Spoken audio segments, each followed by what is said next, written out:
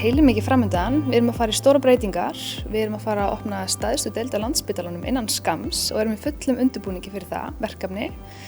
Það áætlað að við opnum 44 rúma deild 1. apríl næstkomandi. Það svona ákveðin flétta í gangi í þessum breytingum. Við erum að fara að opna bæði B og A gang saman stóra deild. Og í þessu felst að það eru sjúklingar frá B6 og 7. hæðinni að koma til okkar, öldrunarbæklun. Og síðan eru sjúklingar frá A4 að koma til okkar líka sem eru liðskiptasjúklingar, bæklunarsjúklingar. Þannig að allir bæklunarsjúklingar eru að sameinast á eina stóra deild á 5. hæðinni sem verður þá A- og B-gangur. Fossvogsfléttan hefur áhrif á fleiri deildar í Fossvoginum. Þetta eru heilmiklar breytingar. Við erum að sameinast á 5. hæðinni sem þýðir að deild A5 er að flytjast niður á það sem að A4 er akkurat núna og sem þýðir að A4 mun flytjast það sem að B6 er núna. Þannig að þær deildir munu sameinast með þessari stækkun okkar á 5. hæðinni.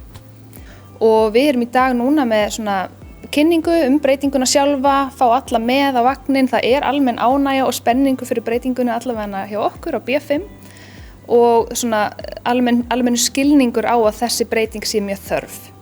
Þannig að núna erum við að fara að stað með svona vinnustofur þar sem við fáum sjónarhorn allra starfsmanna og hugmyndir frá öllum hvernig við ætlum að móta þessa breytingu saman. Ég er bara mjög spennt fyrir þessum breytingum. Það er bara gaman að vera partur af svona stóri deild og við fáum inn einmitt hellinga svona skemmtilegum sjúklingahópum og líka bara gaman að allir sjúklingarnir eru sameinaðir á einn stað sem að mér finnst mjög þægilegt og fá kannski einmitt betri svona starfsrými fyrir sjúkraliðana, hjúkrunarfræðingana og bara svona þverfaglega aðstoð líka bara fyrir alla sjúklinga.